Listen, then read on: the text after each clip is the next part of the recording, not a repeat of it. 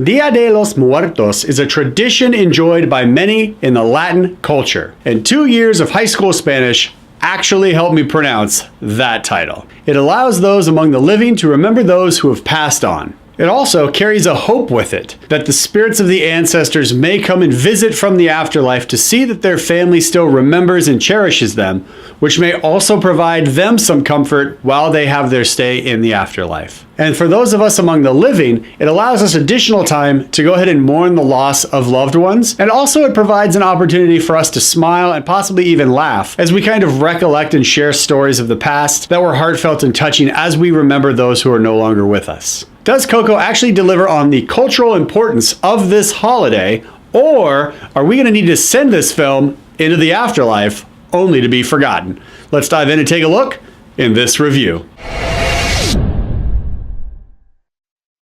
So you're going to notice as the story unfolds that this film is actually designed with two different types of visual aesthetics. Part of this film is vibrant and exciting. Part of this film is actually toned down. It's a bit more subdued. We have a lot of tans and browns and more pale colors. And that, surprisingly, is actually the land of the living. Once we cross over the threshold and we move into the land of the dead, exciting colors come alive with reds, greens, oranges, yellows, and because of the way they designed this film, it's actually easy for us as viewers to identify where we are in the story because we can tell just by the color schemes and palettes, this is the land of the living, this is the land of the dead. The story is primarily about a boy who decides he wants to follow in the footsteps of his great-great-grandfather, who was a singer and guitar player. The great-great-grandfather actually decided to hit the road and lead life as a musician and performer, and he left the family entirely. So because of that hurt and because of that pain, no musicians have been allowed in the family. Instead, this family makes shoes.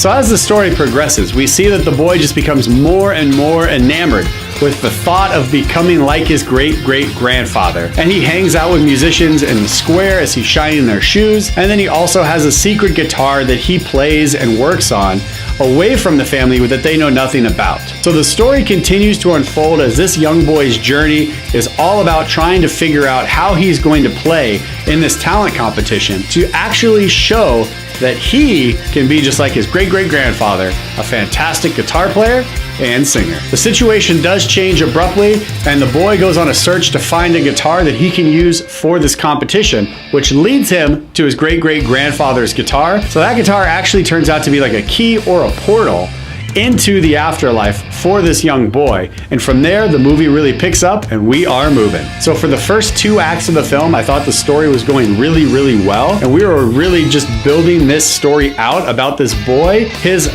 just adoration for his great-great-grandfather, or rather the idea that he had of who his great-great-grandfather was, and also his just desire to be a musician and to let the music inside him come out. The ending kind of pivots, and we see that the story is actually taking a different direction. Now, among the living, he needs his family's blessing to be a musician, to actually play his guitar and sing because his family is so opposed to it. In the afterlife, he needs his family's blessing again, but for completely different reasons that I won't spoil in this review. So from start to finish, this boy is on a journey to get his family's blessing one way or another. So again, at the very end, the story kind of pivots and it turns from a young boy's journey of following his dreams and his passions to get his family's acceptance and blessing to almost a tale of karma. The ending actually shows that all will be made right in the end, and death is not the finale. However, death after death might be the finale. And it's at this point in the film where the audience started getting emotional. But I, however, didn't really get punched in the feelings that much by this moment, because then my brain actually took over and started to go to work on the story, because I was more confused as to how we arrived at this point. Because what I thought was a story about a boy chasing his dream and following his passions to get his family's blessing kind of was like flipped on its head, and the subplot that I won't spoil on this review, but the subplot kind of took over and became the dominant plot. And then all of a sudden we get the ending and we find out that shoes aren't going to be the only way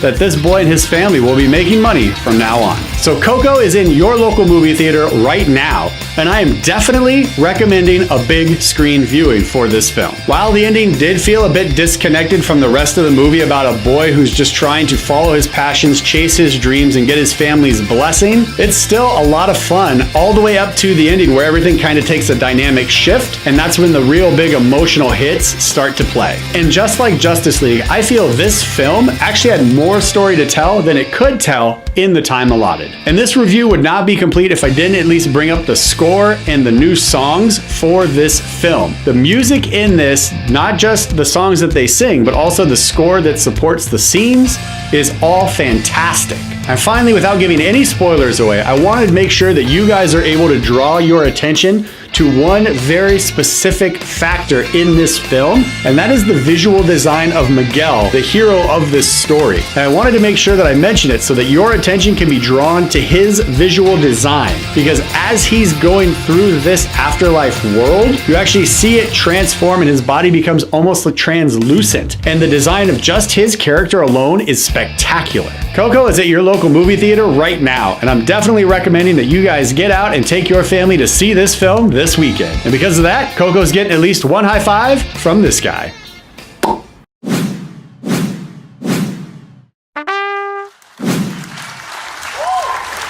Hi, I'm Jeremy Bernansky, and you've just finished watching a movie review on Bernansky's Vlog. Along with the movie reviews and the weekly show, we also do the Certified Rad segments and the movie news breakdown, which you may want to check out. All right, everybody, we'll see you next Monday for a brand new episode of Bernansky's Vlog, Monday morning, 10 a.m. PST. See you there. Have a great week.